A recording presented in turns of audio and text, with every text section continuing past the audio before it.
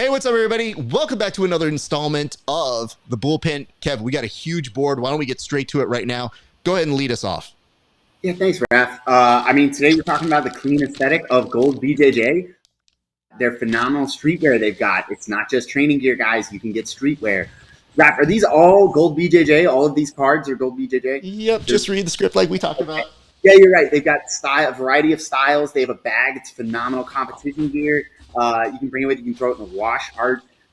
These are really cool. Are any of these for me? Like that bag? No. They didn't have any stuff for you. Well, they're really affordable if you need to go out there and get them. You can just get the stuff, goldbjj.com. These shorts are awesome. I'm going to get this. Wait.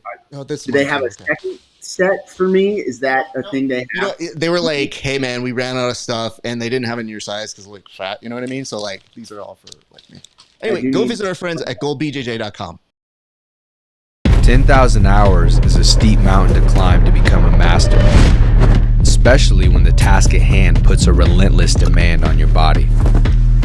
There is nothing casual about this sport. It's all in, all effort, all focus. It takes a lot from you, but the reward is unmatched. Mastery of oneself, an acute understanding of your weaknesses with an explosive sense of your strengths. Being able to complete the climb to mastery requires the proper nutrition.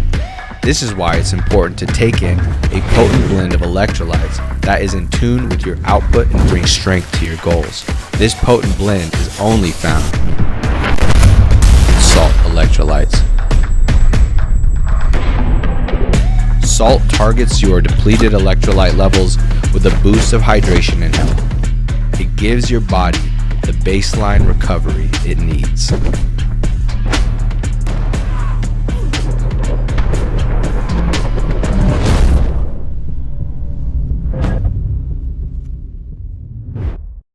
Elevate your BJJ game with inverted gear, where pandas and performance meet. Whether you train in a gi or prefer no gi, we have something for you. Our gear is built to last and designed to perform no flashy extras, just high-quality craftsmanship and minimal design. Plus, pandas. Don't miss our back-to-school sale going on now. Visit www.invertijar.com and roll with confidence panda style.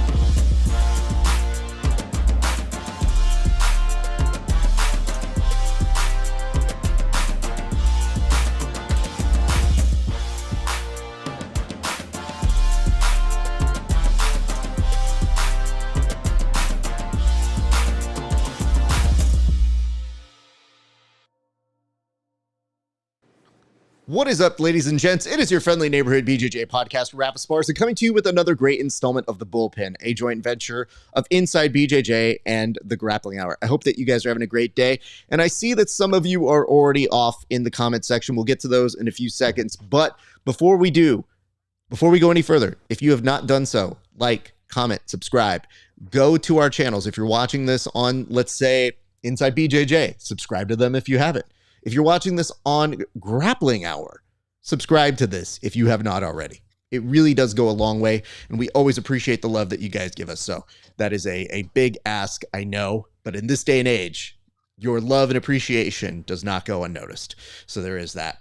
All right, let's get to some business. Let's go ahead and say hello to the co-pilot of this little beast, our good friend, Tim Freeman. Tim, how are you doing, sir?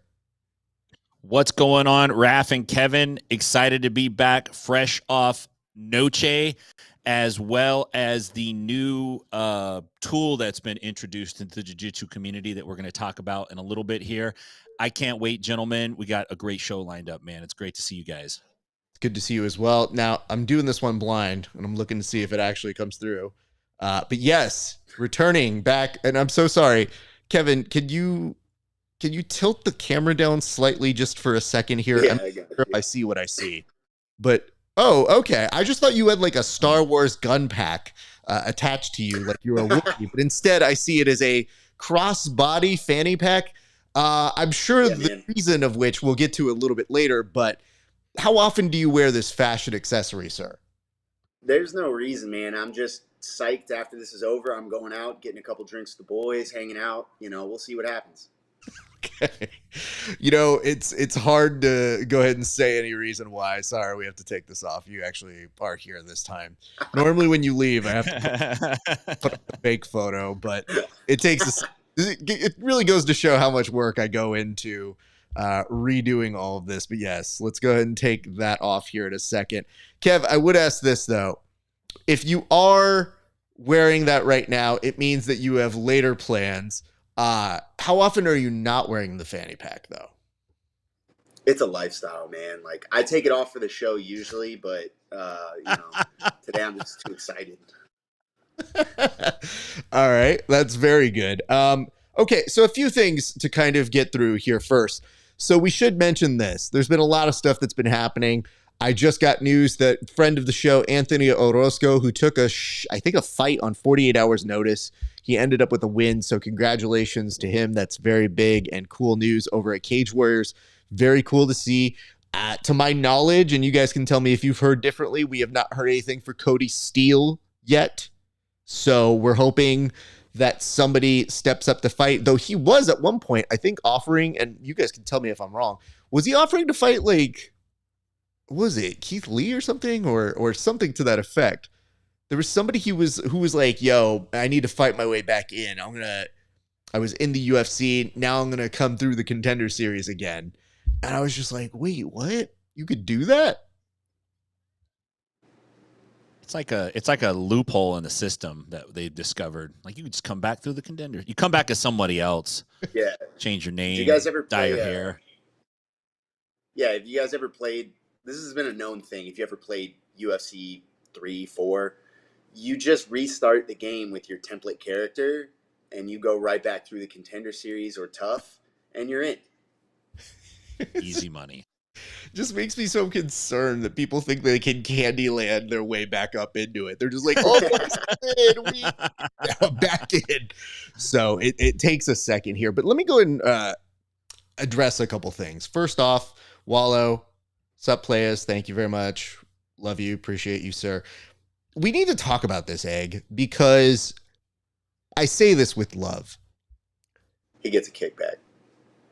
You're probably right, but it says Jet Thompson just dropped a BJJ Fanatics instructional on Aoki lock and ankle lock.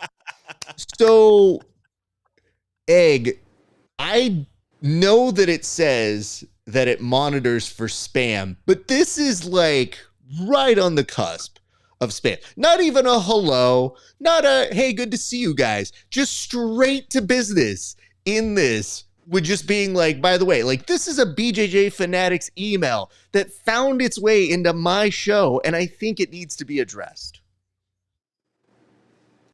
You really want to make somebody's head explode? We could take this video clip, which is an ad within an ad, and then we could put it on Reddit.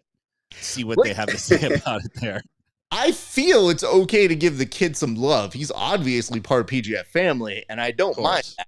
It's just, when this finds its way as its first comment, I just think to myself, hey man, maybe put it through AI and say, what's a more conversational way to bring this up? Perhaps the way to approach it. But then, not even to us, it's a good afternoon, Wallow. So he goes to Wallow, who's in the chat section, before he even addresses us, to put in the advertisement, of which Kevin probably predicts he does get a kickback. So, just saying. Well played. All right. I will say this. Subscriber 10304, this seems like a you one, and I don't know if you know who this person is, but that is a very dubious way to make their way known on this show. Any guesses here, Tim? I no guesses, man. Actually, I don't know. I like the what's up, though. That's like when you spell ketchup with a C-A-T-S-U-P. Yeah, I Basically, do. It's the... But I'll do the what's up. So I'll sometimes switch it up depending on my mood. I do see that Egghead does accurately point this out, which is Handsome Kevin has been wearing those since season 3 of the PGF. So this isn't a new occurrence. This is who you've always been. I have 4 of these. Of course you do. Okay, important question. Have you ever lost any of the contents inside of it or the fanny pack itself, Kevin? Yes, I have one really obnoxious, like orange and purple one that I lost, and I left somewhere, and somebody came running out of the building, like, please get this off the property. Like, take this with you. I think you left it. I don't. They were holding it with 2 fingers, like just barely. Like, here you go, bud. I think if they'd have had gloves on, like that would have been better for them. They didn't want to touch it. So I've lost one before, and it was returned to me immediately. I was asked not to return. You have impeccable luck, is what I've learned, in terms of losing items and then finding their way back to you. There's been a lot of stuff that I've just kissed goodbye because I said, oh, no, that belongs to the volcano now. Or, oh, no, that belongs to that house now. Yet we just found out a little bit of a addition to the Kevin left his iPad somewhere. It does seem like they found it. Do you have to pay for it? Like, how does this work when the return? You have to pay for. So Delta found my iPad. Shout out to Delta. I didn't think that was a thing that actually happened. I figured it was a form that you fill out so that you'd stop griping on social media. Like, they got to give you something that goes into the abyss. But they actually found my iPad, and it's been, 2 weeks? They found it, texted me today, and all I had to do was put in my information and pay for shipping, and they're sending it'll be here in 2 days. I'm blown away. Not that blown away, actually. This happens to me all the time. I just lose stuff and it comes back to me. Clearly, God loves me. Yep. Is there any concern that it took them 2 weeks, though? It just seems like if you lost it, they should be able to find it pretty quick. Like, do they have that many lost items? Like, there's a queue of things and your ticket goes into this stack, and it took some poor dude 2 weeks to get to it. He's like, okay, now we got to find an iPad. Anyone find an iPad? Yeah, I'm going to get it, and there's going to be, like, new games downloaded on it and stuff. His kid had it for 2 weeks. I think that is what happens in response to your question, Tim. I think they give themselves, like, 40 minutes to see if they can crack the code. And if they don't hit all zeros and it doesn't work, they're kind of, shit, I only know, like, 3 other codes. So 1 2 1 2 1 2. Does that work? No, shit. Okay. Yeah, that 1 2 3 4 5 6 would have got it, but they never tried it. Clearly. Clearly, somebody's watched Spaceballs in their life. What is up, Winter Stick? Good to see you as well. I do want to point this out. Egghead did try to correct himself as AI would, and basically took us up on the offer to just say, "Hi, great to see you guys." So, thank you for that. And a subscriber says 209. So maybe that's another hint. Okay. It's got to be one of the homies then. If you said 209, then it's got to be somebody from out there. I have to tell people this. When you guys send in comments, if you have an unforgettable or nondiscreet sort of sign-in name, there is no way any of us will ever be able to put an attachment to those things. As it is, when I see people in real life and their name is not actually the same as their Instagram name, I sometimes blurt out like, "Oh," and then I yell out their Instagram name instead of the real name. They go, "I don't know who the fuck you are, but I've seen you before, and I don't expect you to know anything different." It's like when people look at me and they're like, and I go, "I host shows." I am that guy. So I just try to help that out. So subscriber 10304, thank you very much for that. Before we get to the board, do any of you have any business to present to me of maybe a topic or something that didn't make it to the board? Now is your time to speak your piece. I think I'm all clear. I don't know. I think I'm good, man. I know for a fact there was something that I really wanted to cover. I think I sent it to at some 1 a.m., forwarded it to you, and was like, "Oh, we're going to talk about this." Good. And then I did not put it on the board. You did not, and that does fall on you. But what really aggravates me is that, did you send it to me personally or did you send it to the group? I want to say I sent it to the group on text, but I might have sent it to, because I checked the board and I was like, that's on me.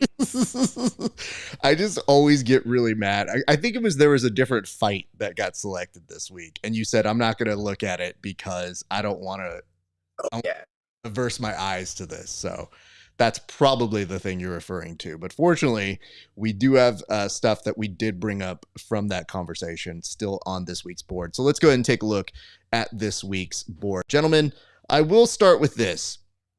We actually have some good news to start off on the board. And listen, everybody could use some good news, but none more so than the great people over at Tap Cancer Route. It was announced this week that Tap Cancer Route received $500,000 from the efforts from the Craig Jones Invitational, Rich Byrne, who, shout out him, who matched the amount raised by the Craig Jones Invitational. And then there was another anonymous donor. I think it might be the same one. They weren't really clear as to who it was, but between those three parties, $500,000. Tim, I'm going to go to you. What does this mean? And what do you think it means for the future of jiu-jitsu and charity?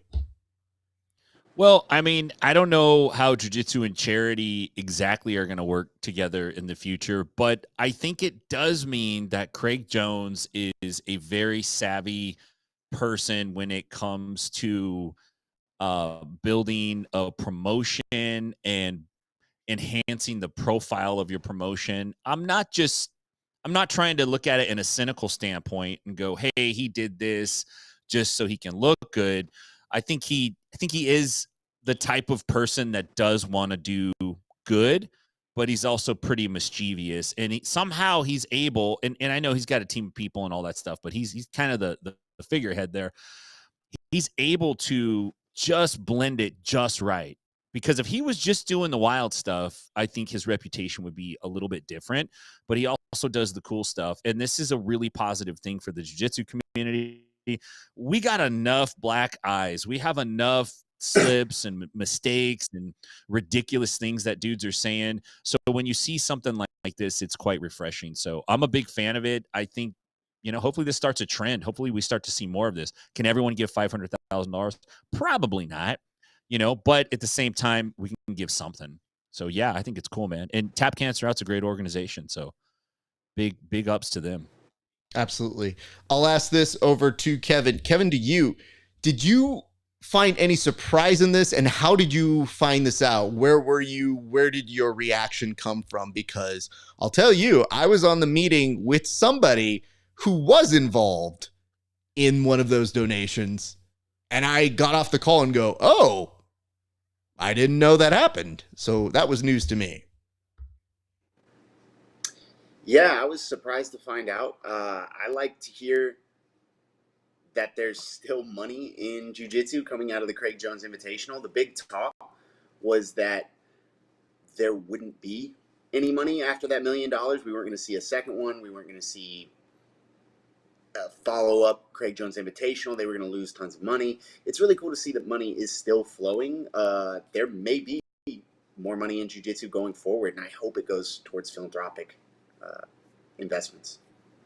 I just have to say, I think by and large, all of us are especially impressed by this because we struggle to pay the athletes. And here it does seem like they paid those athletes that won and the athletes that participated in it.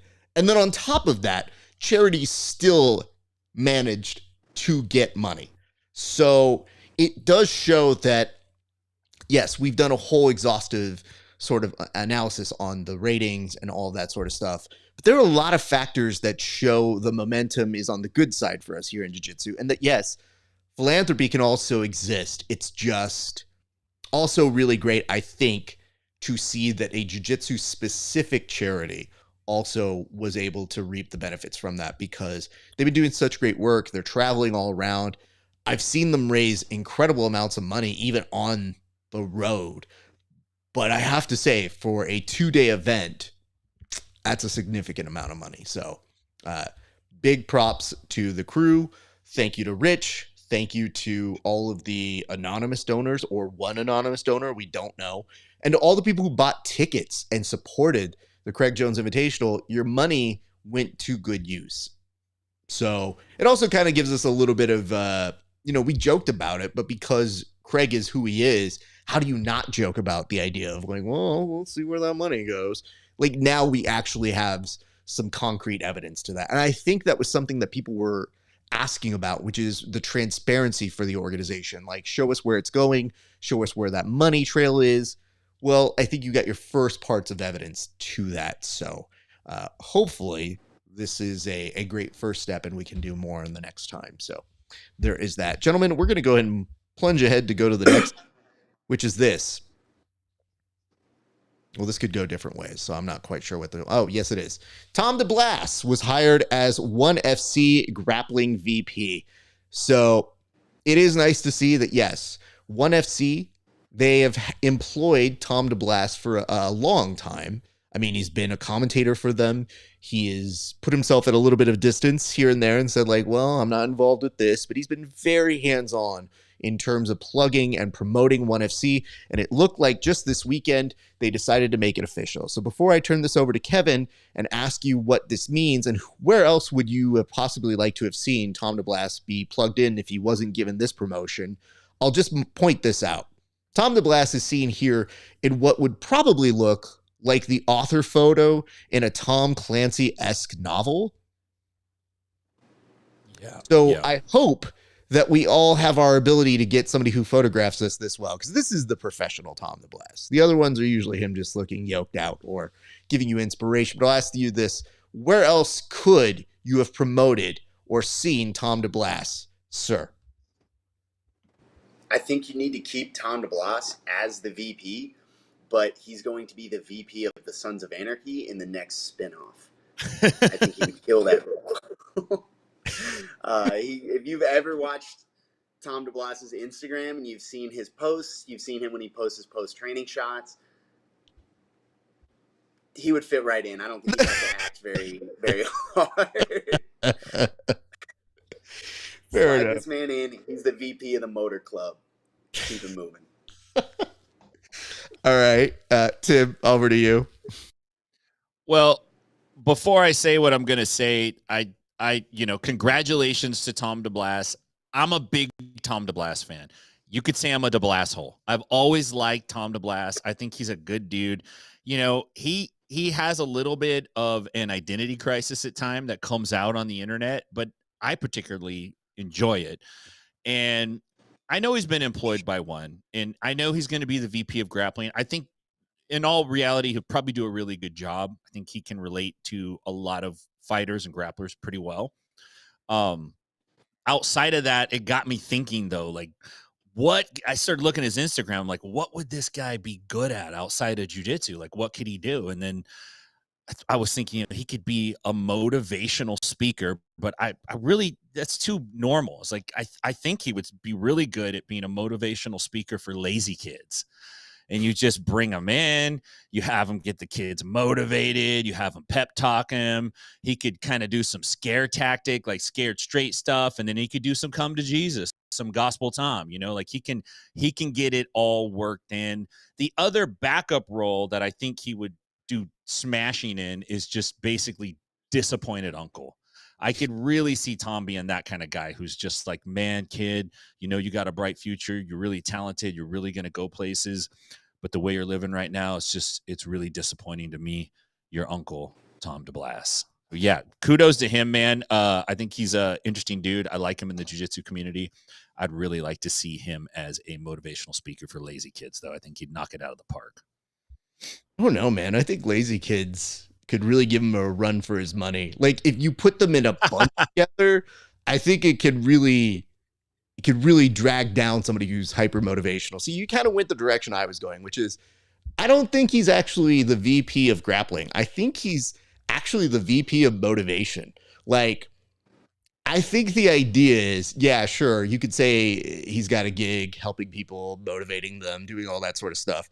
But the real Tom DeBlass that I know is always going to have an Instagram post ready to inspire you and get you ready to go. So I don't know. I think we just mangled the name a little bit. So you could keep somebody else there, because I think the weird part about this is once you start doing the VP route, then you start going the EVP route, which is the one everybody wants, because the executive VP, that's where the money is. Like that's the good spot. You give me senior VP. I like that too. But EVP, that's it's like getting a senator gig. You just keep that one for life. So I'm just saying, shoot for the stars, kid. Maybe it was a good start, but got a long way to go there, young Tom DeBlas, before we see you get to that EVP status. And it says from Egghead, and well, hold on, subscriber 10304 says, this is the ESPN of jiu-jitsu? I mean, why not? Isn't that what we want? Yeah. I don't know what to go on that one, but I think reveal yourself. Well, I think the answer is yes. I mean, I want it, but thank you. I think we'll see what that says in a second. The other one comes in and says, is Tim saying DeBlas would warn kids they would end up living in a van down by the river? Clarification here. Is that what you were alluding to here, Tim? I don't think he would be as funny or as lovable as the late, great Chris Farley. But, you know, I think he would definitely be a warning tale to children. They'd be like, ooh, I don't want to be like garbage Tom DeBlas living down in a van on a dusty mattress by the river. So, yeah, I guess I could see that. I guess the thing I'm now considering is, what if there was a parable for every single situation that Tom has to give somebody, where he's just kind of like, you know, in the Book of Job, and you're like, hey man, I just had a bad grappling day. I don't know that it reminds me of that, but okay, you go for it. I'll hear what you have to say. This one is specific to Kevin. It says he's not Mayans Inc. material. Sorry. So I guess somebody saw your metaphor through. They said no, thank you. Well, we tried. I'm sorry, Tom. I tried to give you that TV spot. That is fair. Gents, let's go to our next topic here, and I'll advance the board a little bit. And yes, here's a topic that I know a lot of people have different opinions on, and I'm very intrigued to hear none of them. The first of which is, yes, this weekend the UFC had an incredible event at the Sphere, the famed Las Vegas landmark that costs a lot of money. And guess what? True to form, it cost the UFC a lot of money, with Dana White reminding us multiple times, hey, you better fucking enjoy this. This cost us $20 million in rehearsals. So I guess what we want to know here, good, bad, what take you from the Sphere? And I'll start with you, Tim. Well, Uncle Dana's acting like your dad acts when he finally gets a cool fancy car and he's driving around and he's like, don't put your feet up on the back seat. I hope you kids enjoy this. But I did enjoy it. Like, I thought it was a great production. The tail of the tape looked like I had my Oculus Rift on. It was awesome. It was fantastic. I thought it was great. I didn't quite get down with all the themology stuff in the background. Like, some of it made sense and some of it was just like, hey man, somebody went wild and it looks cool, so we did it. I would like to see maybe an annual event at the Sphere. I don't think I think it would wear off if you did it like all the time, but once a year, maybe have a big bash and do it. I thought that was pretty cool.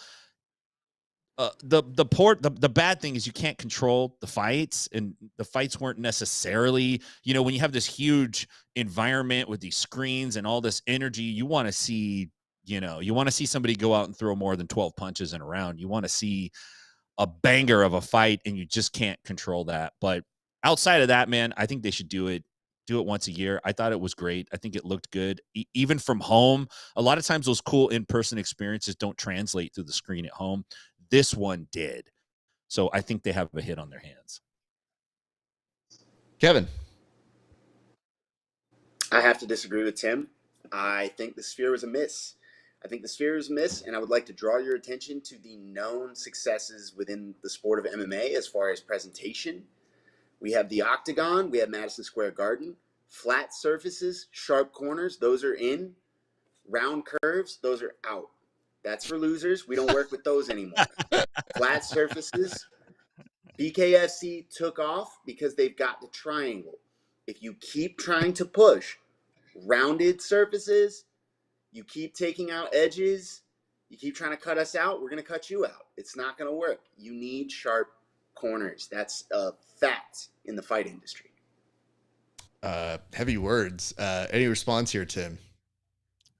I mean, I didn't really look at it that way. I didn't know that Kevin also is a geometry specialist, apparently, on top of being able to fly airplanes. And, his interest in math is a little off-putting, so I'm going to knock him down a half of a point. Not a whole point. I'm going to knock you down a half point. Listen, you know I have a master's in geometry, right? It went. I bet it went out, and the curves went out. He has gotten rid of that goodwill. Now we know when to call bullshit, because before we're like, you flew a plane, and we go, okay, that's fine. That's going to be like the best thing he's got. Now he's like, I have a master's in geometry, and you go, no, I don't believe so. Wait, hold on. Do I have a fucking buzzer? I have a. Not quite. Something very simple. How about it? Oh, I didn't know we had that one. Okay. Hey, listen. We could have been doing a drum snare this whole time. You know what? Yeah. Uh-oh. That's the warning track right there. That's the warning. We got to bring that one back. We will. So, okay, listen. Let me kind of clear up some things here. I'm glad that you guys were fighting. That's good. It's good TV for us. Allow me to give you guys some notes because I have some, not inside track here, but I do have some knowledge as to what is happening with the Sphere. So first and foremost, we mentioned it was a $20 million sort of cost in terms of production for the UFC. However, it did make $21 million at the gate, becoming the highest grossing UFC of all time, which sounds great. But if you figure how much of that do you see when they report the gate, do they get that all back? How are they able to do this? And why, as Tim mentioned, if your dad is telling you, be proud, be excited from all of this money that we spent, hey, you're going to like this that Dana was giving us. Here's the reason why. Part of Riyadh season, they essentially sponsored this whole event. So that means that they were fitting the bill for a lot of it. So maybe they did make money off of the gate after all. But if you don't have something like Riyadh season, it is difficult to make this happen. Now, Tim was saying, hey, what if we could see this in the future? I do have some interesting news about that. It turns out that part of the reason they were able to use the Sphere at all, because they have a contract with the T-Mobile Arena that usually doesn't allow them to go out. Well, because the T-Mobile Arena was being used for the Canelo fight, they had one of those hall passes where they could go across the street and use the Sphere. So the likelihood of seeing this happen on a regular basis, probably not super high. I do want to tell you this, though. I think it was interesting to do it as an experiment. I think there were a lot of great visuals, and I love that Dana kept telling us, you know, this is my love letter to Mexicans, which, by the way, I mean, if you're a brown person and you hear this, it's hard to tell them no. And they got one of the graphic artist designers from the movie Coco. So, hey, listen, if you're going to get anything like that, it feels very authentic. I think pros, graphics were great. Production did a very good job. We found such a great use for the ring girls because those costumes that they were wearing were magnifique. The epicness and the grand scale felt good. I wondered how much better it was in person, but I'm also not going to pay $3,000 for a seat. And I feel like continuing to see that grow is pricing most fans out from being able to experience that live. And yes, they said it was sold out, but that morning there were some empty seats. And I know Vegas can be good for a lot of people with good luck, but I don't think that many people had that many good lucks. As you saw at the very beginning of the day, it's a little rough on the getting people to their seats for that much money. What I can tell you is this. What can we learn from it in terms of jiu-jitsu? And this is kind of where I wanted to bring it back to the panel, which is we are not ready for this. So I don't want people to watch this and say like, man, that's such a great idea. We've learned that they were able to cover this through the Riyadh season. We in jiu-jitsu just barely got through a weekend where two events happened at the same time. And what we learned was we still aren't paying our athletes a ton of money. And as a result of that, it feels uneasy to go all in production like this. I think there are small things that we can learn in terms of thematic storytelling and the ability to go a little bit better in production. But if we're going to see this be a regular one-year occurrence, I don't know. And I mean, where do we go next? If that was his love letter to us brown people, Do we do like Juneteenth next? Like what is the next inversion of this? Because I just kept thinking to myself, I was like, well, we're getting all the attention this time. How do you do it the next time? And who do you do it for? And then how does it go over for each ethnicity? It's just like, Puerto Ricans are very important to fighting. They fight. This white guy, he's also got a history too. Let's not forget our people here. So it made me very nervous to think like, if we're going to go through all of the different ethnicities and backgrounds, we could be here for a while. But I'll tell you this, I have an appreciation for the shot. It did look magnificent. As Tim alluded to, it is hard to control the fights. And I felt like, although you had some good fights throughout it, and it was fun to see some epic storytelling in it, there's no getting past the fact that people did not like the last couple of fights, if you would. There was a little bit of uneasiness where people were saying, like, I think I'm going to go watch the Canelo fight. And I think that's where it's hard to try to judge that, because no matter what, at its core, you could put the best production on, but if the fights don't live up to it, the fans have all the right in the world to say, like, yeah, I just didn't like it. And I felt like that's where we ended up on that Saturday, even though not the worst fight, just, maybe not everybody's cup of tea. So I'll go back to you guys. Is there anything that you think jiu-jitsu or the world of grappling can learn from this? I'll start with you, Kevin. Yeah, don't do it again. Don't do it again. Wow. Yeah. This is upsetting. Tim, why is it upsetting? I want to see WrestleMania in the Sphere. Oh, that's what I want to see. They can't. I want to see maybe not Mania, but I'd like to see the WWE do a yearly event there. I think it would be awesome. Like, man, they could turn that into such a story. They could build a whole theme around that and do it. It would be great. Kevin doesn't know what he's talking about. Listen, let me tell you this. You're tempting fate. Listen. Cars used to be boxy, and then somewhere in the 90s, Honda was like, we're going to curve all these out. And we curved them out, and they were super cool. And Ford had a Taurus and a Contour and all this stuff. And then it was like, no, we don't like that anymore. We're going to go back to boxy. But you know what's going to happen? It's going to go back to the curves, man. It's like saying leg locks are the only thing that works. Don't fuck with them. They're okay. Fight gods do not fuck with curves, bro. How do you account for sumo? Wrestling's done in a circle. It's a square. There's a circle for the it's a squared circle, and then there's another square on the inside, or a rectangle on the inside. They play games with it, but it's still there. They have the hard edges. That's what we need. We got Pythagorean in the house here. I want to point this out that it does sound eerily like the fact that Kevin has like a nephew that he played with, and that he was playing with a lot of shapes over the weekend, and that informed a great deal of the analysis. It was like, I was making this circle go through this triangle thing, and I learned you can't do that because sharp edges. And now I know the earth is a trapezoid. Stay woke. I guess what I would say is this.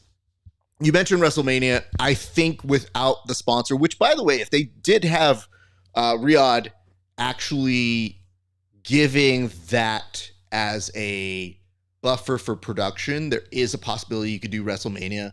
But one of the guys who was involved in the production team said, and I felt this as a production guy, where he goes, you can make all the spectacle you want. And we wanted to do a lot of stuff behind what was going on.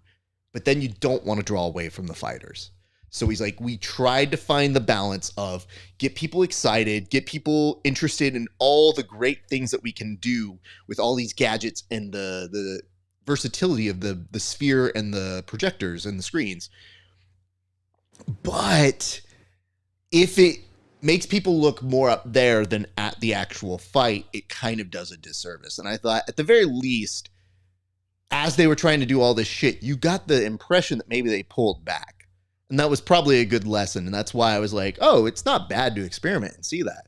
And if they do come up with a version where maybe they do it on a regular basis, but they kept saying, they're like, one and done. And I was like, I don't believe you. And then I heard about their contract with the T-Mobile Arena. And I go, oh, I mean, maybe you could get an exception rule every once in a while, but yeah, it does seem like they're going to be locked in. So if they did it with Mania, all you could think of is they'd just go bigger and better. Like way, way like more obtuse than just what you saw here. It would be great. Well, we'll let you guys debate about this a little bit later.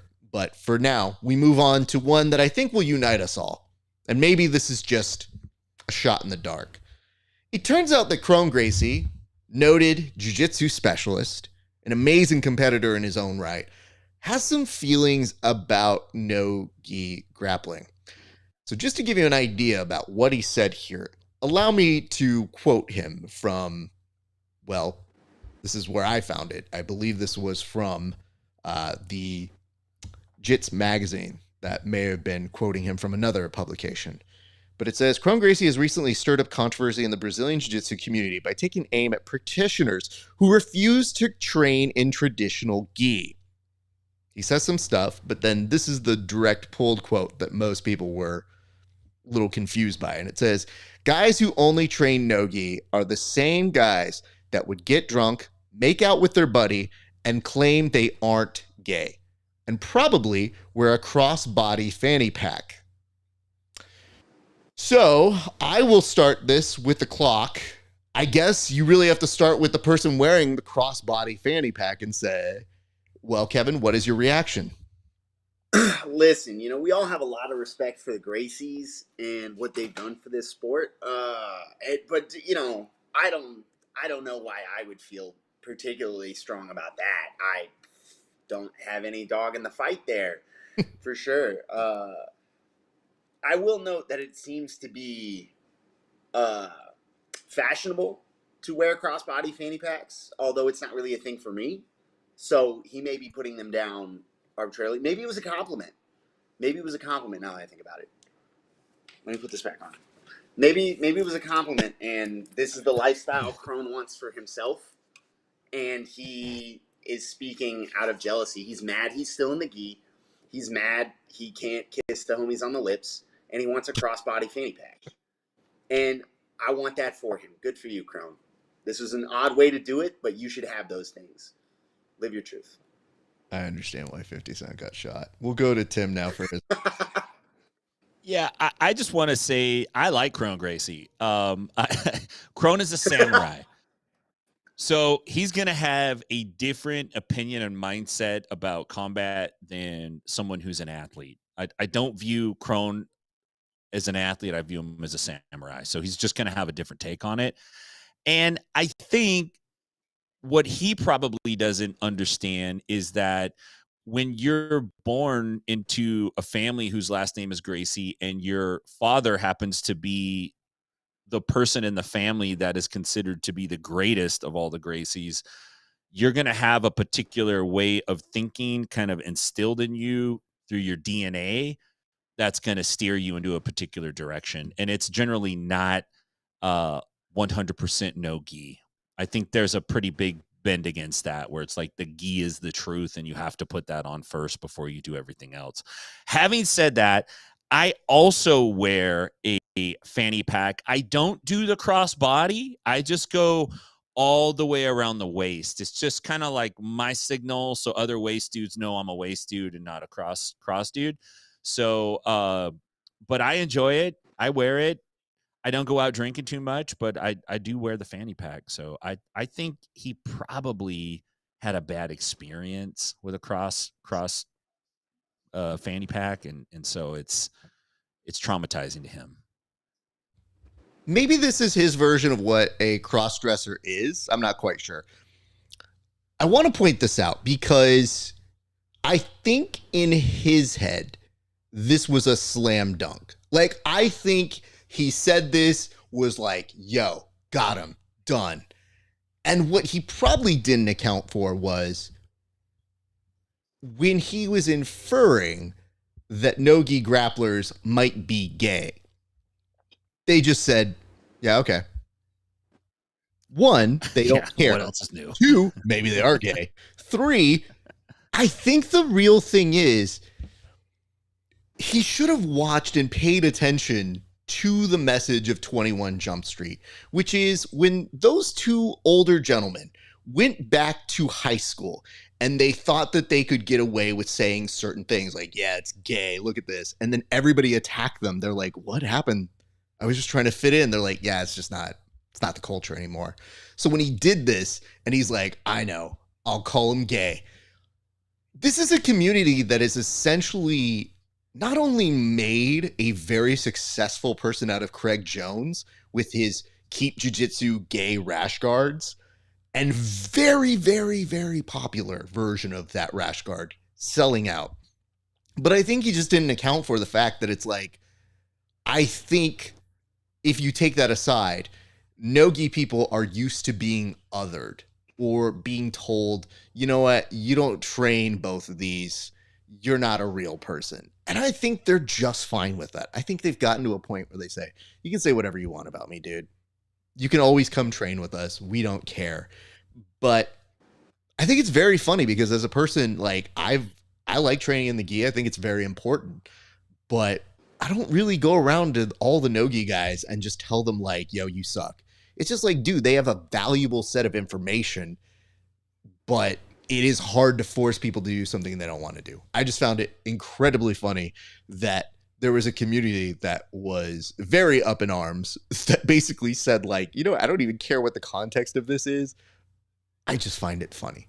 So I think that was the bigger issue, but I'm pretty sure that was not the intended effect of what they thought those statements were going to necessarily elicit. I'm pretty sure we're all gay anyway, everyone who's doing jiu-jitsu in general. So, I mean, people have been making gay jokes about jiu-jitsu since I started. It's like, this is not new, dude. This is the same shit we've said to each other. Like, this is nothing. This is like big deal. I just find it. Yeah, it's not the shot I think it is.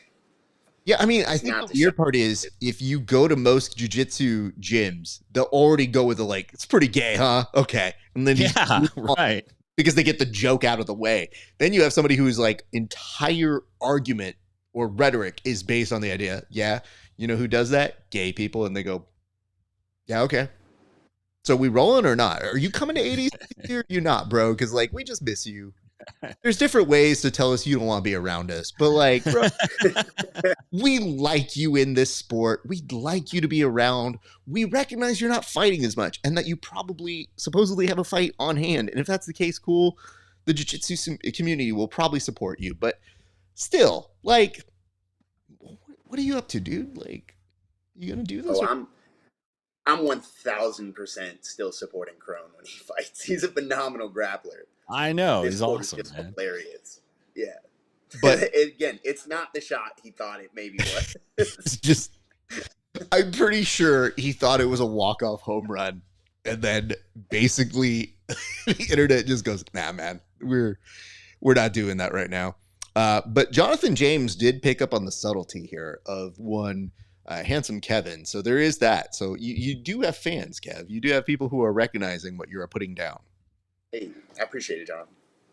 Gentlemen, we're going to move on to our next topic. And listen, KRON, maybe you didn't like the show up till now, but I kind of feel like this is one that brings no-gi people, gi people, humans, civilians, aliens all together here, because what the fuck is this?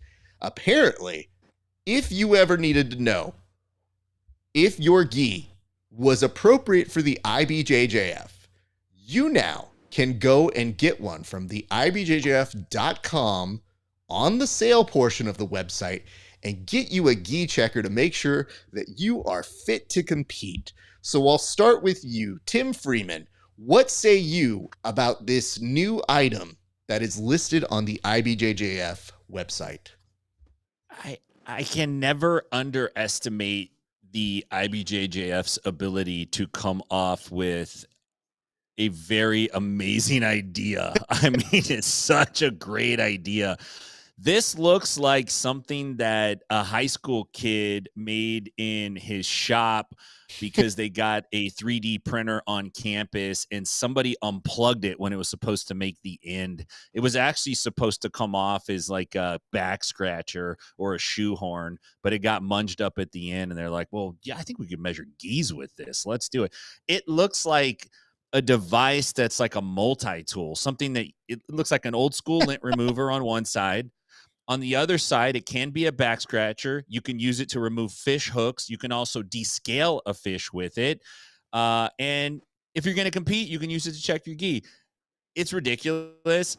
I don't know how much they're hustling these things for, but I guarantee you there is a plethora of white and blue belts who have already popped their money down to get those things. I think it's fair to say at this point, the IBJJF is contracted with the TSA, and we will continue to see more ridiculous bullshit like this as we move forward at their tournaments. It's outstanding. It is a beautiful train wreck. That's what it is. Kevin? I know how much they're selling it for because I just went to try and go. Oh, you son of a bitch. It was supposed to be a game. The whole point of this was I was going to ask you guys how much it was, but this motherfucker actually did research. All right, fine. Tell us how much it cost, I Kevin. cheated. Oh, yeah.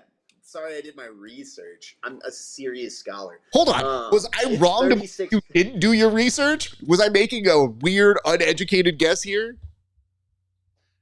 Oh, no. I Googled it right now. Yeah. You bastard. We're trying to play the prices right, and you're screwing it up, man. I was I'll tell you all why off air. Jokes and jokes. Yeah, it's silly. I'll tell you that. It's silly. I'm a 3D print one of these. I'm not actually buying the real thing. Yeah, they're selling it for exorbitant pricing, just kind of like your IBJJF ID, which could be $0, but instead it's expensive. Just like signing up for their tournament, which could be half the price it is. Unsurprising.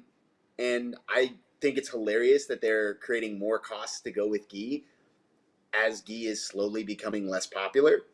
You'd think they'd be making it easier for people to stay involved, but not them. They're going to get that check before they hop out the door. So it retails for...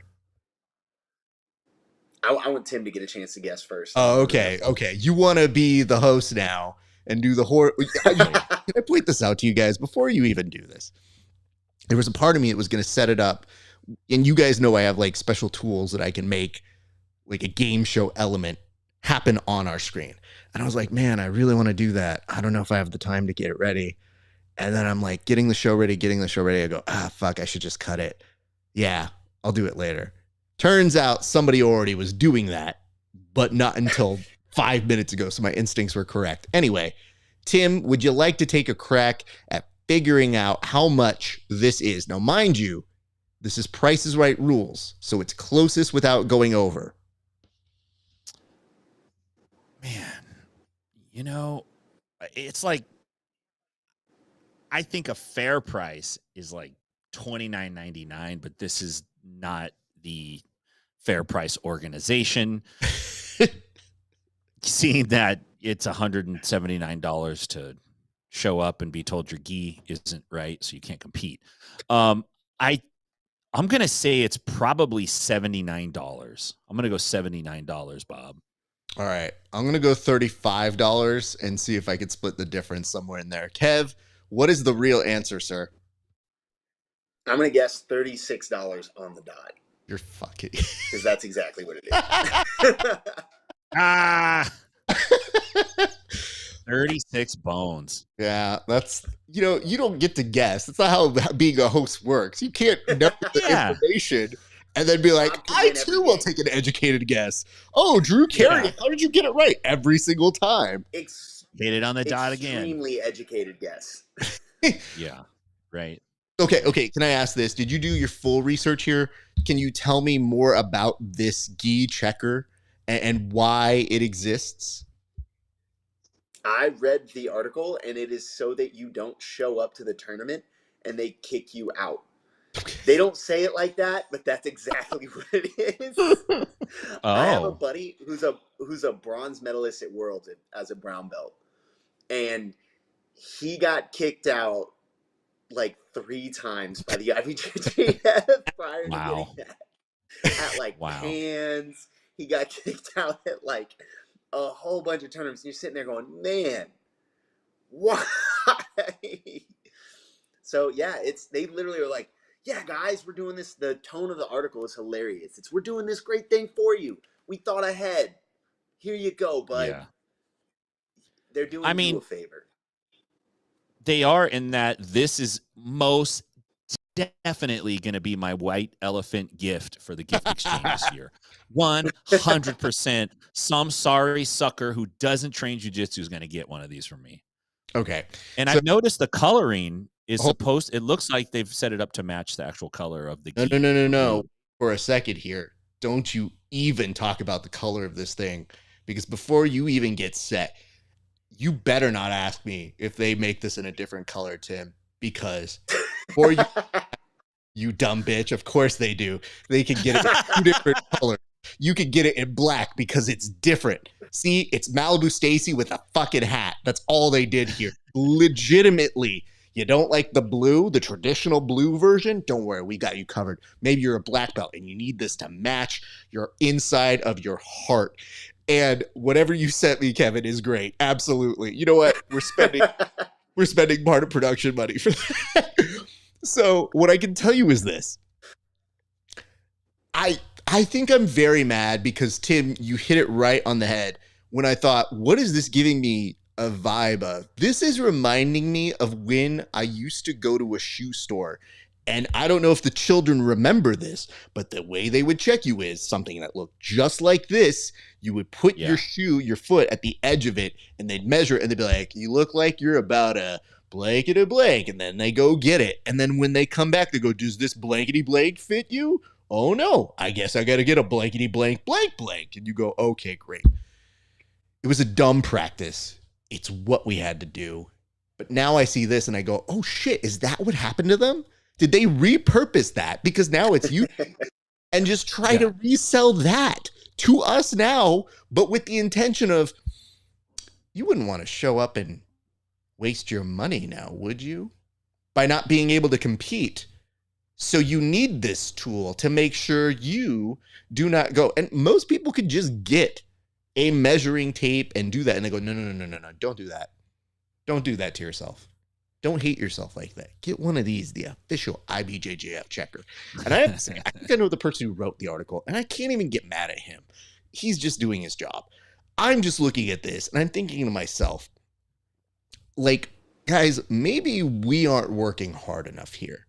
Maybe we just aren't coming up with enough useless merch to sell on this show, and maybe that's why we're jealous.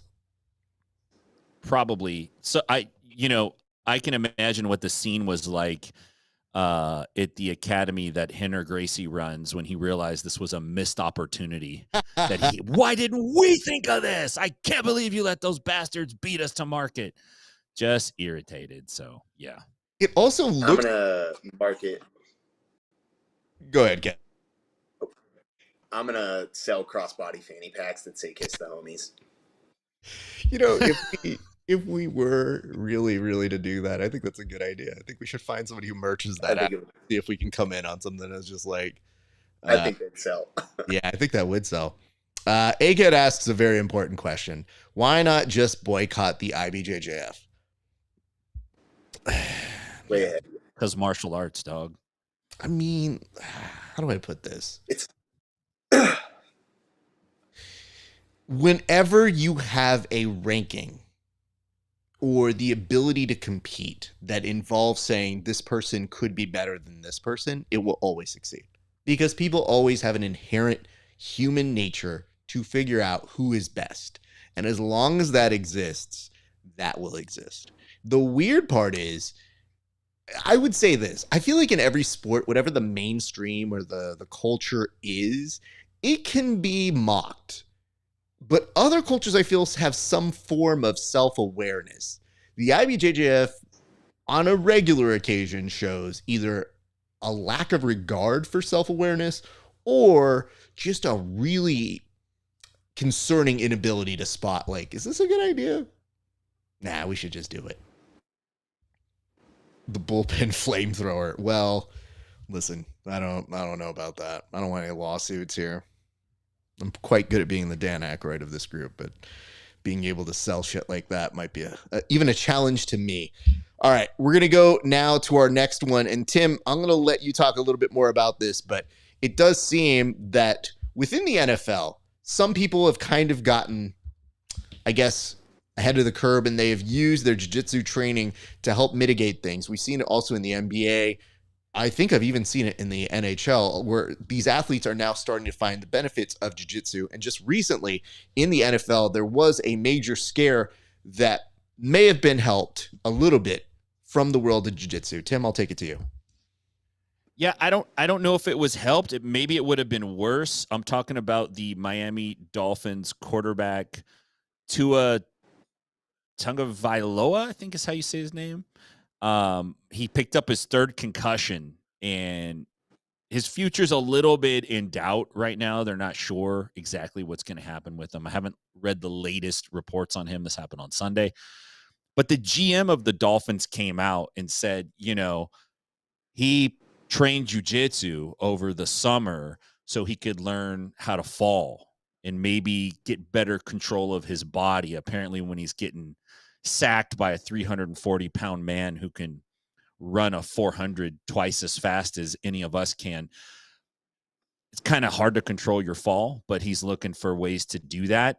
I don't know if it worked out for him exactly. I do know that a lot of NFL linemen will practice hand fighting and some things like that, and I think there's some bleed over. But it got me thinking, and I really hope that he's okay.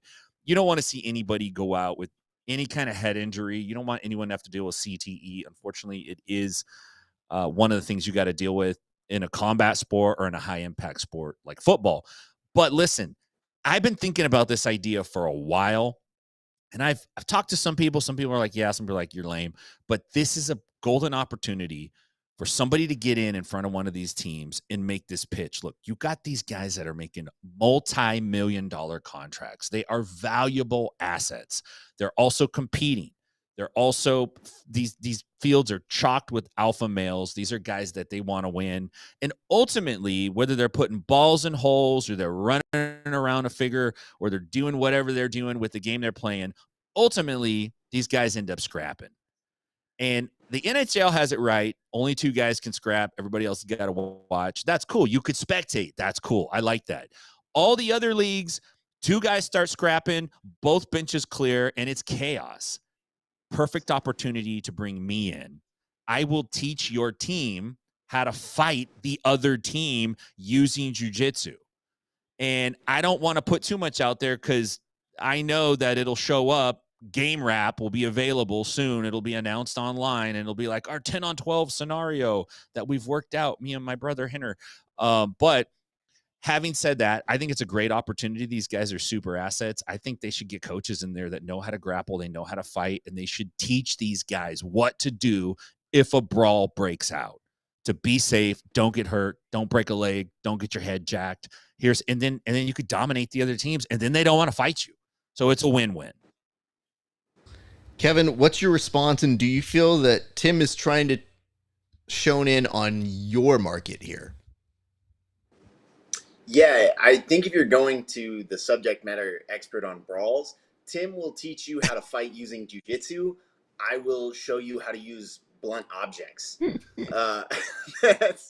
Your team is going to win. At what cost? I'm not sure, but I promise it will cost the other team more. I've always been surprised that pro athletes don't spend a lot of time working on their break falls. Your body is so valuable. That is your career. The thing I tell my students when we are working break falls is this is the most important thing you're going to do. You may never compete. You may never get in a physical altercation in your life. But you're going to slip and fall. That's going to happen. Break falls have saved my life, probably. I mean, you don't really know what would happen if I didn't have break fall training. Several times. I've been hit by a car, and I don't remember much of that other than going over the hood. Sorry. And I don't mean to laugh at it. And I woke up. I on could the just see other Kevin side getting of hit the by a street. car. It's the end of Mean Girls, but it's Kevin, and but okay, Kevin, I want you Fanny to pack goes flying. before you finish this point, just understand the casualness in which you just say, "Oh, I've been hit by a car," but really, who hasn't? It does require us to take a moment of pause, especially when your mom's watching and she's throwing valuable notes and she's saying like, yo, Tua should have probably been doing judo. And I think he actually was doing a little bit of judo. I think the hard part is that when you do have those falls, the more recognition you have probably affords you at least a much better outcome. Likely. Doesn't mean it's always going to work, but anyway, go on. Yeah, so I've been hit by a car, and my recollection of it is the lurch over the hood, and then waking up on the other side of the street. And I have a pattern of a forward brake fall in road rash that goes from this arm all the way across my back to the other shoulder, where I did a front fall, basically, a forward roll. I imagine that's what my amateur CSI experience tells me based on where I'm missing flesh. But yeah, so I've been hit by a car. I wrestled in Iowa and I slipped on black ice all the time, and a backwards brake fall saved me trips to the hospital. I used to bike a lot and I've gone over my handlebars, and a front roll saved my dome just as often as a helmet. I don't get why pro athletes making millions of dollars don't invest in haphazard things not ruining your career. I firmly believe, hindsight's 2020, that brake falls could have saved Derrick Rose's career. Still had a great career, could have been one of the absolute best to ever do it. Still was. He won an MVP, but I digress.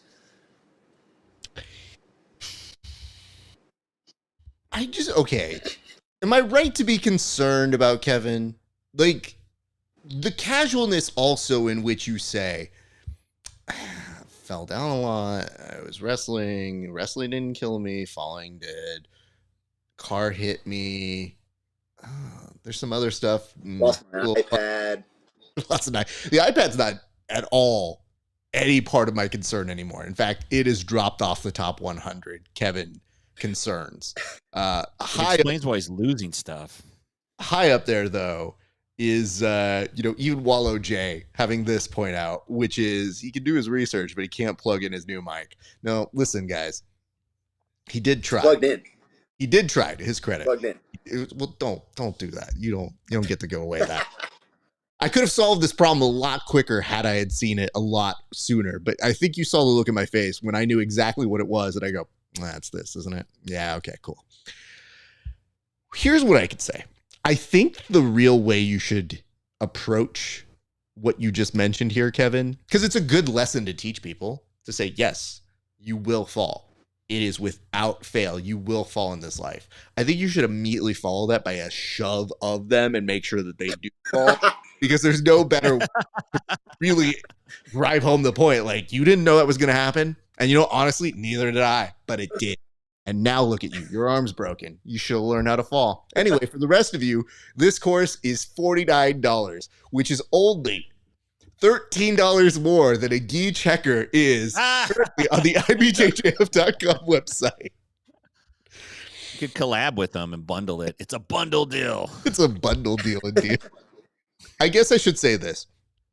Part of the reason why we wanted to put jiu-jitsu can save lives, we always say that. But I do feel like this is an important thing, because I cannot tell you how many times, especially as I'm getting older, it's not the jiu-jitsu that's killing me. It's the, I might slip on this. Like, my dogs will routinely pee somewhere they're not supposed to. And there's definitely a whoa that happens a lot. And it gets scarier as you get older. The only thing that gives me some solace is that I saw once my wife slipped on something that the dog did. like literally a pee, and she like slipped and fell. But she at least kind of hit a great break fall. And there was a moment where I was so concerned, but I go, babe, that was a great break fall. She just stares at me like, it hurt. And I go, I know, but it was so good. Let's talk about how good that break fall was. She had no. Give her a little advice. Next time, just try to a little closer to your hip, not so far out to the side when you do it. Really want to, yeah, if you hit that hip, that's really where it's going to be. She's like, I did hit my hip. And I go, ooh, that's the part. Anyway, I would say, yes, we at our core want to try and make everybody a little bit safer if possible. But I would tell you, it is difficult to convince people of that because all they see is the aggravated violence or the practicality of, I don't know, maybe I can use this gi to kill somebody. I feel like a lot of the times those are great things to learn, but it's literally day one stuff I go over with everybody who basically shows up on my mats, which is you better learn how to break fall because this shit's going to get rough. And more importantly, I love shrimping. That's really cool. But legitimately, that shit concerns me more because if I turn my head and you're suddenly flying and you don't know how to go ahead and take this fall, we may not see you again. And I'd prefer to see these people on a regular basis, whether inside or off the mats. So there is that. But gentlemen, I think it's time to move on to one of our last topics. And let's go ahead and take a look. Yes, you love it. I love it. Kevin says it's his favorite part of the show, which was news to me because I thought every other segment was his favorite part. At least that's what he tells us offline. So why don't we go ahead and take a look at this upcoming fight? But before we get here, Tim, is there any context that we need to know about this fight before we put it up for everyone to view it? This is a classic office bro versus blue collar bro fight. And I'm noticing a thing with dudes in sunglasses. And I think I'm going to stop wearing sunglasses. Unfortunately, I can't stop wearing eyeglasses, but I might stop wearing sunglasses. Maybe I'll get LASIK. Not good to have them on fights. The guys with the glasses on are getting jacked, man. So pay attention to it. There's a lot that happens. There might be a possible attempted murder. Don't tell me more. At this point, in having to review it, I was like, no, I think I know where this goes. But okay, let's see it. You did a great job. Kevin, since you're somebody who has not had any eyes on this yet, I feel like you're the one that needs to narrate it for us. So please take us through this fight, sir. Oh, amazing road rage. So already poor decisions made. We're actually going to fight it out. He's standing with his back to the guardrail. Bro, those are not ropes. Give him a little chest kick, call it a day. Like, oh my God. Good Lord. Yo! That is exactly what we all would have expected is going to happen. Is he trying to shove him? I hope Blue hits him with the Uno reverse. Oh, man. This is wild. And now he's stuck there. I think self-defense guys actually call that portion of the car the Grand Theft Auto zone. He just throw his keys? He went in his pocket, took his keys, and threw his keys? This guy's a pro. He's done this before. He's like, you will not be following me. Man. Yeah, did we watch Attempted Murder? Because if he'd have gone over those tracks, it looks like they're kind of low. He would have been okay. Okay, so a few things here.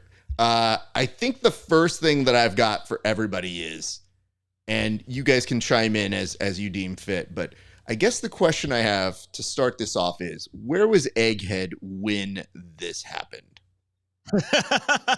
Because I'm not saying he fits the profile, but there are some distinguishing trademarks that might signal this is Egghead. First, there's a head that we can see that is without hair. So part one, done. He has one of those. Yeah. Part two, this looks like how I thought he might fight, honestly, if I'm really taking a look at it. Because he's trying to subdue it. And then what he's doing is he's doing the dad here, which is, I will throw you off this, son, and gives him some moments and then says, but I'm not going to do it. I'm going to sit you back down. And then as he sits him back down, he says, you sit here, you think about this, you dumb bitch. And there is a missed opportunity here because I would have closed the door on him. I feel that'd been beautiful. Here is to get that. But the only thing that Tim mentioned was Kevin mentioned tossing out the keys. That does no help to anybody in that traffic. as somebody who's been in a lot of life, if you throw out that man's keys, I'm fighting you next. And I will tell you, my road rage is very bad when I have to be somewhere. If I don't got somewhere to be, I'll let it play. Like, do your thing. It's fine. I don't got to be somewhere. But most of the times, if I'm on the road, I'm trying to go to work. And if you guys make me late for work, I can't go in looking like I didn't get into a fight if I said I saw a fight. Like, what are you going to tell your boss? They're going to be like, I saw a fight. They go, and? I mean, it blocked traffic. Or, what's the matter with your face? Somebody was blocking the way I got into a fight. It really sucks. Anyway, I'm going to take a half day. I got to get out of here. It's been a good day. I'll see you. Like, they can't say it to you. So at least get in the fight so you can get your day off. So there is that. Also, not a bad tactic. Thank you.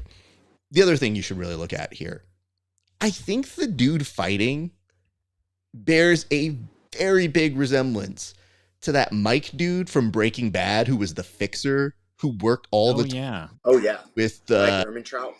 Yeah. With Bob Odenkirk. It looked like Saul's like cleanup dude basically decided to take matters into his own hands. And I think the dumber part of this is that most people don't understand. The fact that you can actually see a license plate here kind of narrows who this could be. So even if you didn't know offhand who that person was, I bet you could find him pretty quickly here. So there is that. Tim, why this video and why this I wanted to. Well, I don't know why this week, but I'll tell you why this video. There's a couple real gems in here that I want to point out. Can we just run it back? Look, first of all, look how far his sunglasses go. He knocks them off the dude's face. He cracks him so hard. Watch the sunglasses. They go flying off of the dude's face. It looks like a bird. Boom. And look, watch, and they go flying. Yeah, they do take flight in a very, very nice way. Okay, and then he's like, I'm gonna tell you what for. And he's like, no, you're not. Yes, you are. And then blue dude gives like some crazy Kimpo shit. And then pay attention to what camera guy does. He's trying to throw him off. He's trying to push him over. See how he tilts the phone? It's like when you're playing a video game and you're trying to get your character to go a certain way and you tilt the controller. He was trying to give him an assist on the tilt. He's like, oh, yeah, he's going to die. And he's like, tilt that phone, tilt that phone, tilt that phone. Look, and I don't know what was going on there, but he chucked his phone out is what he threw. He's like, you ain't calling anyone, bitch. Get back in the car. Both guys get in the car and drive off. Now, watch what bald guy does. He gives a little kiss up to God. He gives God a shout out here. Right. Watch right here. Watch. It's going to happen as he walks back to the car right there. Just a little what for? Just a little like, thank you, Jesus. One more time. 400 no undefeated Street Fighter.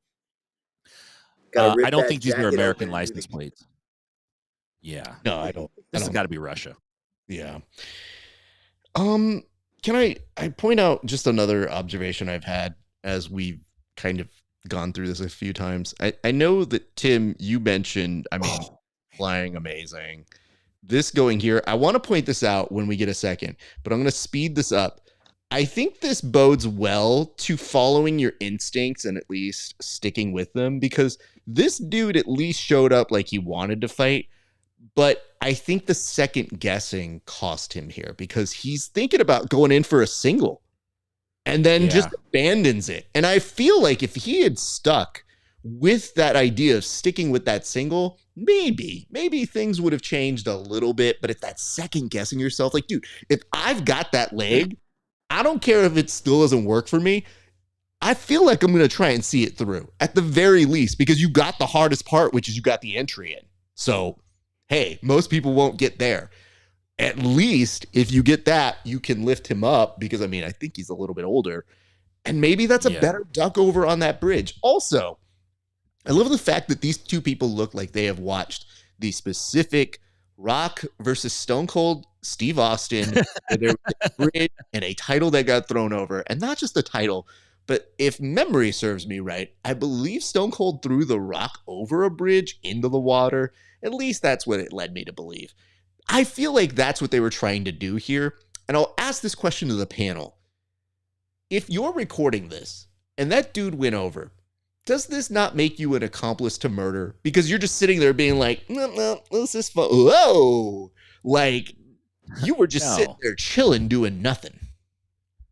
That guy's a citizen reporter.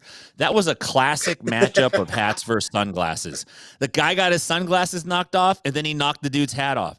You can't have a dude with a hat and another dude with sunglasses in the same room. It's like a mongoose and a cobra. It doesn't mix. It's good. That's why I wear a hat with my glasses everywhere I go, because I got to be able to be on the Bloods and the Crips. I can't be fighting everybody everywhere I go. I'm like, hey, man, I'm on team hat and team glasses. Let's go. Dude, is that my problem? Is that the issue? I need to pick a side? Yes. This is why. Yes. Vince Ryder.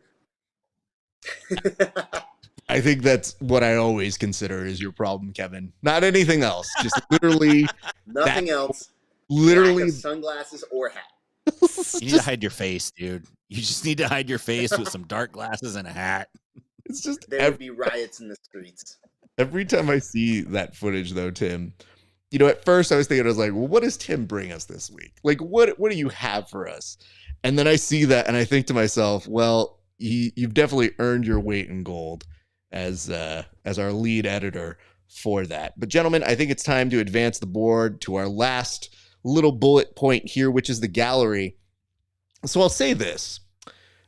I'm intrigued to hear your responses to these because I thought it would be in good taste to go ahead and drop in some of the comments that the citizens had, the everyday people had about the gi checker. And we'll start with this one right here. It said, I got into a bar fight the other day. Thankfully, we had one so we could make sure our clothes were legal.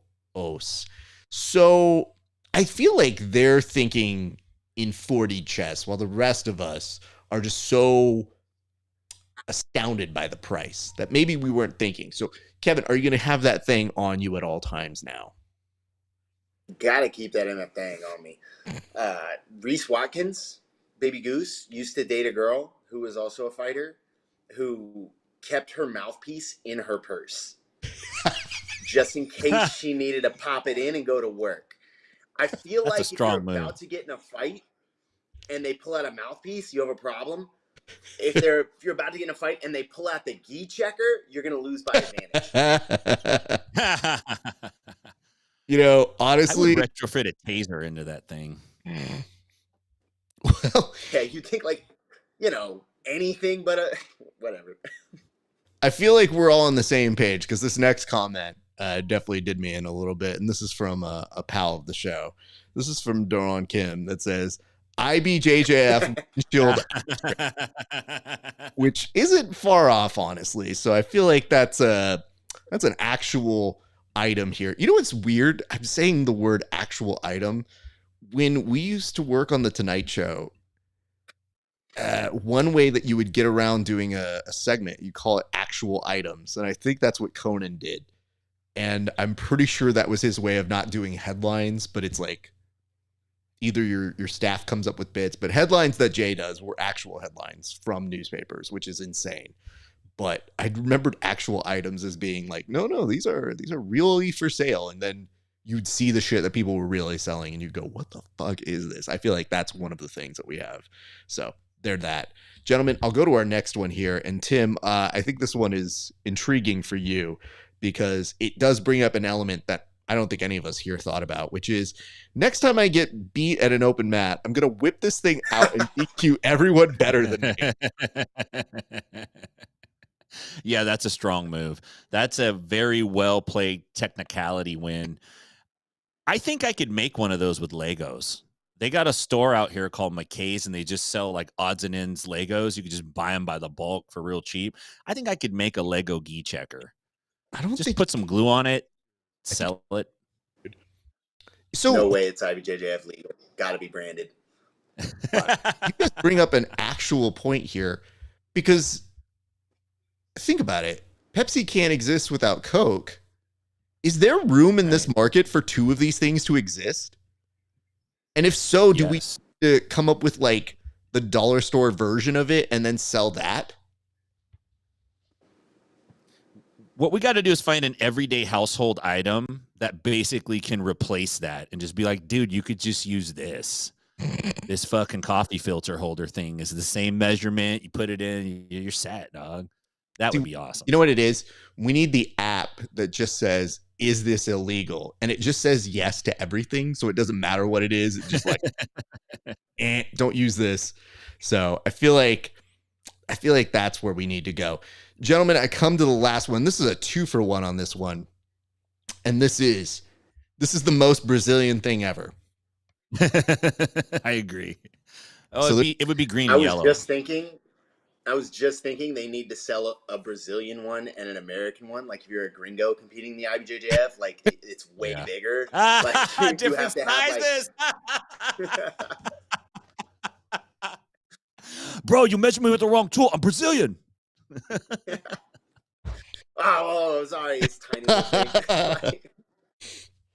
I'm just thinking, though, you mentioned a great thing, which is, when people like rip off their gi and they start celebrating.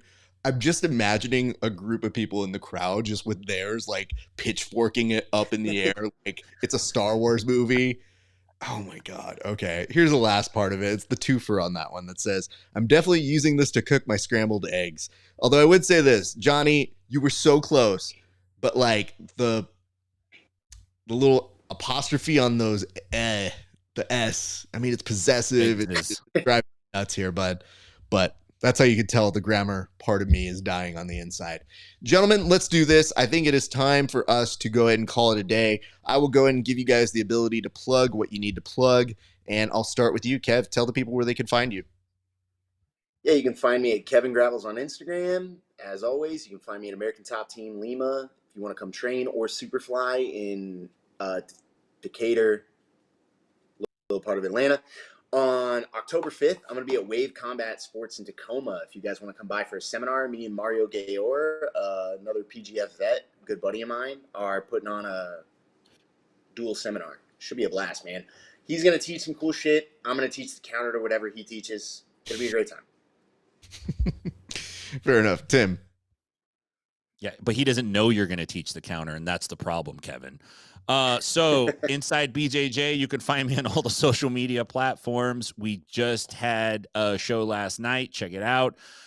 I also have Patreon. Go to patreon.com/InsideBJJ for all of the coolest, weirdest jiu-jitsu content you could possibly want. It's great to be here, man. It's always fun to talk about jiu-jitsu with you guys. Gents, good work this week. I will talk to you off air in a second, but I will tell you this, very happy. And as a reminder, this group here will be reuniting like Voltron for the upcoming season of the PGF. We're very excited. There is one more qualifier, and that is happening in Vegas on September 28th. So if you want to get in on it, don't ask me how you can get in on it. Just go. You have to go try to become a person in it by qualifying. And it is very difficult because I've seen the qualifiers thus far. It looked a little rough. It's not super fun to be a part of, honestly. So I'm telling you guys, it is, you can ask me all the questions if you want. That's fine. I will just let you know that every time somebody says like, hey, can I get another opportunity? I'm like, go qualify for these things. That is the easiest way to get on. It is not because you know me. That will not get you anywhere. So just saying. All right, gents, I'll talk to you in a minute. Ladies and gents, before we sign you off, a couple of quick reminders. Like, comment, subscribe. If you made it this far, you owe us that, I think. It's an easy thing to do. So go do that. If you're watching on Inside BJJ, like us there, subscribe there. If you're watching on Grappling Hour, like us there, comment there, subscribe there. Now, see, I said comment on mine because I want more engagement. But you can do everything but that for Tim at Inside BJJ. So do that. You can also follow us on Spotify. Grappling Hour is there. It's also on Apple Podcasts. You can follow us at patreon.com/grappling hour. You see my interviews 30 days before anybody else. And we have a slew of interviews that are getting put up there, and very excited about those. So do us a solid. Check us out. Give us some love. Find us on, RAFESPARZA.com/merch for buying shirts like this or hoodies, because now it's starting to get fall time. That means it's cold. So go give some love and support. Thank you guys for watching. It has been a great day for grappling. We'll see you back on the mats. Hours is a steep mountain to climb to become a master. especially when the task at hand puts a relentless demand on your body. There is nothing casual about this sport. It's all in, all effort, all focus. It takes a lot from you, but the reward is unmatched. Mastery of oneself, an acute understanding of your weaknesses with an explosive sense of your strengths. Being able to complete the climb to mastery requires the proper nutrition. This is why it's important to take in a potent blend of electrolytes that is in tune with your output and brings strength to your goals. This potent blend is only found in salt electrolytes. Salt targets your depleted electrolyte levels with a boost of hydration and health. It gives your body the baseline recovery it needs.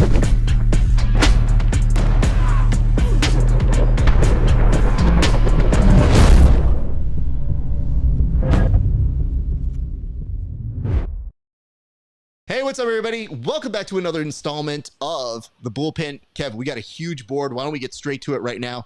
Go ahead and lead us off. Yeah, thanks, Raf. Today we're talking about the clean aesthetic of gold BJJ.